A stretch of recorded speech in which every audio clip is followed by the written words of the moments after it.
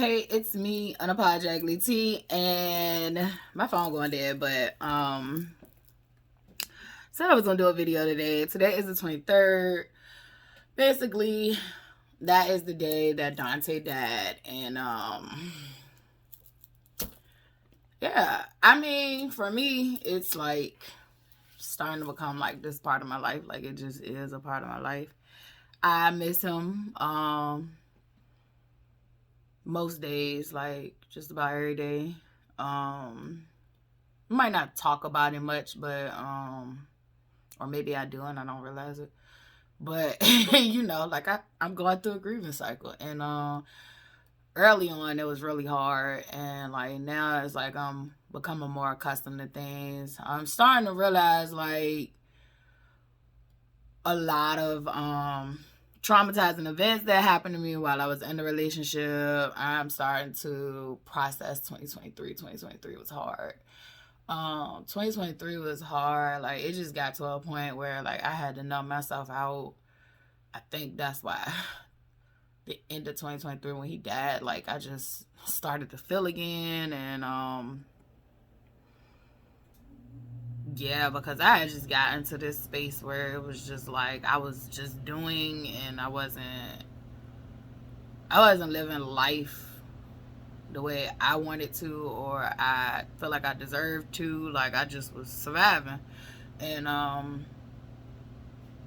I definitely am in a space where I be processing that stuff, and I do feel like I probably will open up more about things along the way, but just be patient with me because I was conditioned for like 11 years to keep shit to myself. So today though, like, so I still honor the person I fell in love with. Like he definitely had different sides to him, just like everybody else in this world, including myself. Like we all have different sides to ourselves. And I definitely think when you experience trauma at the levels that he experienced and I experienced it, and other people in this world experience it, there definitely is a shattering of self. So like I look at it like not. I mean, it's kind of like the concept of MPD, but at the same time, it's like I don't know. I be aware that somebody else is, taking over the show, but I definitely, it's different parts of me that react different ways to different situations, and it's like after he died, like it was like we came together, and like now we're one big happy, entity again, and we're not shattered and split. However, I think things can happen, and you can find somebody else inside you to do it. And I'm learning though, like to be one and be present in the now. I think when you do have the ability to not be present in the now, and you go somewhere else mentally, whether it's you're in the past, you're in the future, or you absent. Like I think that you are doing some type of splitting, but I still don't like to associate it with MPD because I'm no medical trained person. I like to look at it from a spiritual sense, and I'll find somebody else to do that shit real quick instead of me. And now I'm learning to just do it with myself as a whole person. So, but just saying that, like, I definitely got to see different parts of him. He got to see different parts of me. And then it got to a point where, like, it was like, who is this man? Like, I don't even know this man. I've been with this man for 11 years, and I've seen a lot of parts of him. I've seen a lot of parts of him, and I don't know who this man is. I wouldn't even call that thing a man. It was evil. Man, I used to stare into his eyes sometimes, and it just would be just complete darkness. Like, I used to get scared. Because, I don't know, like, growing up, I was one of those people that grew up and, like, there was respect to look people in the eyes. And, I also was raised, like, if you want to know somebody, look them in the eye. You can tell if they're lying. Like, I literally believe you can get a glimpse of someone's someone's being or someone's soul. I don't want to sound witchy, but that's just what it is. So I just felt like, you know, I was raised with that. Like, I don't know. I think that's like a respect thing with most cultures. I do know amongst like most black cultures, like to look people in their eyes. When I looked him in his eyes at certain moments and points towards the end, like I didn't know who that man was. It scared the shit out of me. Like, I think if anybody know me and know him, you know that like shit got bad when I decided to leave, because I dealt with a lot. I dealt with a lot on a regular basis, and for me to leave, that definitely just meant like it was time. Um, yeah, I literally, I don't know who I was left with, and I rarely got to see the person I fell in love with. Like I rarely got to see him. I maybe got to see him maybe once a month, or if that. So because it was basically like, oh, my heart go out to people struggling with addiction, and to the family and friends who are dealing with people that are struggling with addiction. That's why I came to do this video, because I just want to be speaking my truth, and I feel like, you know, this today I wanted to speak my truth about this. But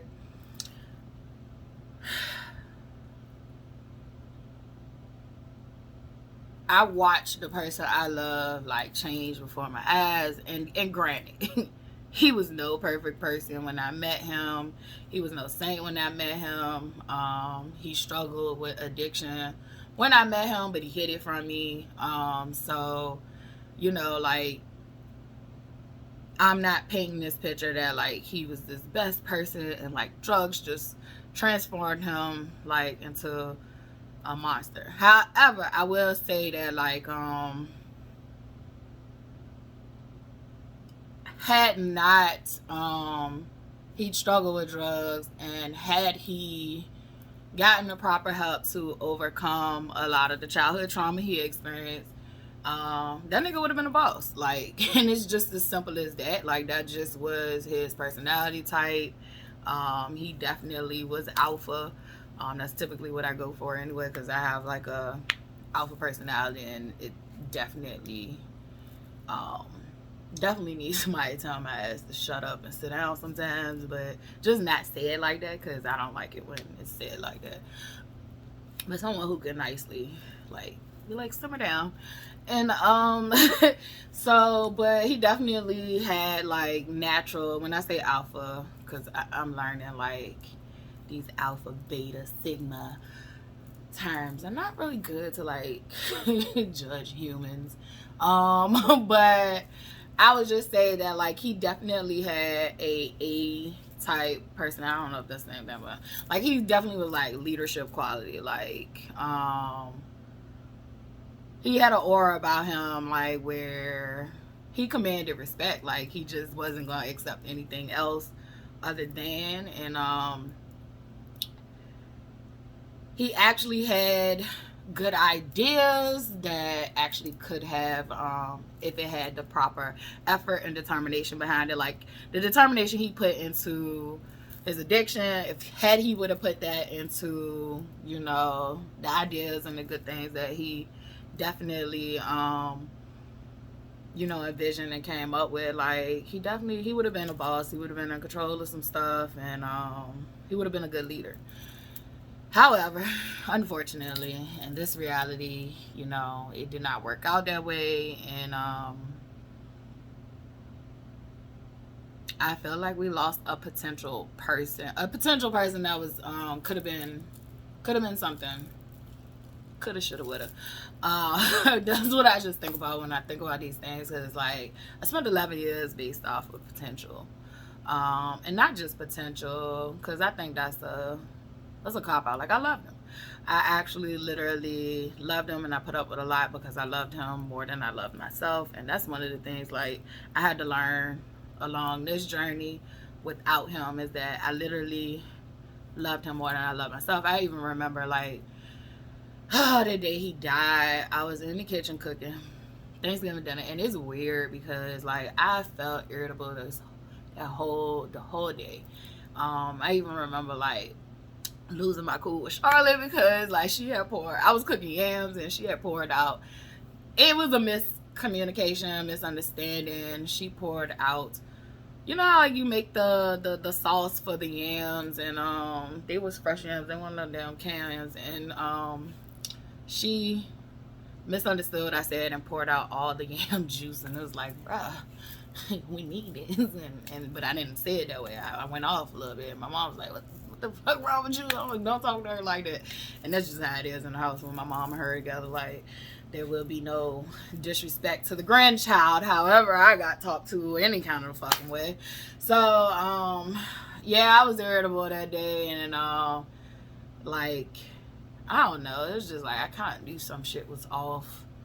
But once I got that phone call and I went to the house, which I had no business fucking driving, so my family lose on that emotional support. However, my sister and my nephew did come and meet me at the house, so that was nice. But I just remember like breaking down, cause it's like moments I remember and moments I don't. Like I almost passed the fuck out. I could just like feel, I could feel like my body giving up, but like I was just like I don't want to fall, and but I just remember like crying out like I loved them more than I love myself, and that was true. That was a fact, and that's why I stayed so long, because it's just sometimes I love them more than I love myself. And I remember I used to tell my therapist like, you know, the reason I don't leave is because I know if I leave, he gonna die. And that's a fucked up reason to have to stay with somebody. Because if you know you're gone, they won't sustain. And it was like I was upholding him, and no matter what the fuck lies he told people, oh, I didn't cook, or I was cheating, or I was, you know, not cleaning up, like I kept that family the fuck afloat. I was the glue to that family. He just said whatever lies he wanted to say. Everything showed when the fuck I left. Like, so everything showed. Like everything showed, if I guess people were paying attention. But it was just like being in a relationship, like he put every fucking thing on me, and it burnt me the fuck out. Just burnt me out, made me real depressed, and I started losing myself. And it's funny because I found a card the other day that he had gave me for my birthday one year, and it was just talking about how like selfless I was and how I put everybody before myself, and that like he hoped, you know, I enjoyed my birthday, and that they was gonna try to make my birthday about me. And it just like was this reminder of how selfless I was. And I was looking at the card like, bitch, you better not ever be that ever again. I don't give a fuck how many kids you have or what. Like, in order for you to take care of everybody else, you must take care of yourself first. And it sounds harsh to people who are trained to take care of others before themselves. Like me, I would have thought like, felt cringed if I heard somebody say this, but it is what it is, and it's true. Like, you can't take care of nobody else if you don't take care of you first. And one of the examples I kept getting when he died was the face mask thing. Now my battery is dying, so I do want to hurry up and be like what I made this video for. There is a whole drug crisis going on right now in the United States that is taking our loved ones. There's always been a drug crisis going on in the United States that have been taking our loved ones. Black people, more than any race of people, know all too well about this crisis. We have watched it generation after generation. In my videos, I always try to say, like, if you were born in the 80s or the 90s, 9 times out of 10, you were a baby born on some type of substances, if you were poor or whatever. If you wasn't, thank God you wasn't. And if you was and you still here, I don't care whether you locked up. I don't care whether you live in the projects. I don't care what part of life you in. Like, just thank God you still here. You have a purpose. You were supposed to be here. Figure out your purpose and live it up to the fullest. But contrary to what our society would like us to demonize, who they would like us to demonize, they would like us to demonize ourselves. However, the bigger question is how is this stuff getting out on the street? When fentanyl is a major crisis right now. I lost my brother to it. I had a god sister that I don't even talk about much, but when I was teaching, I had lost my god sister to an overdose. I've lost people to drug overdoses a lot. I have not like sit there and witness my brother, but like I've been to the hospital for my brother multiple times. Not multiple, but I know twice, I think, of him ODing. No, that time I didn't go to the hospital. I just was there when he got back. And I'm pretty sure he had OD'd some more times since that. So I just want to say that, like, they are passing laws to basically, like, back in the day, like when Reagan was in office and he had the war on drugs, when they actually have come out, you know, not too long ago and said that the CIA definitely funded crack and to basically fund, I think, the Iran-Contra whole thing. So I definitely want to make this video to bring awareness that fentanyl is a drug that is not grown naturally. It is a pharmaceutical drug that is manufactured in labs. Particularly manufactured in China, and I definitely would like you all to consider how is it getting to the United States, and then how is it getting on the streets. So you cannot go into the hospital and have the prescriptions for the powder substance. They do have prescriptions, they do have different forms of it, like liquid, but the shit that's out on here on the streets, like, no doctor can prescribe you this and send you home with this at the rate that it is being sold on the streets. So I would like to make this video not to point fingers, but to just ask that you think about how this shit is getting on the street. I've lost a lot and I just find it interesting that, you know, something that is not naturally grown has to be thoughtful. It has to be a thoughtful process about how it's getting over here, and I just want you to think about that. And I'm gonna leave it at that. But today is the 23rd, and I lost, no, I say November the 23rd, Thanksgiving. So every year, even though Thanksgiving lands on a different day, Thanksgiving will always be a day of remembrance. Also thanks, because I was going through some shit with him. Like, it was scary at times, so it would be a day of thanks for me. But it'll also be a day of I lost someone that I love.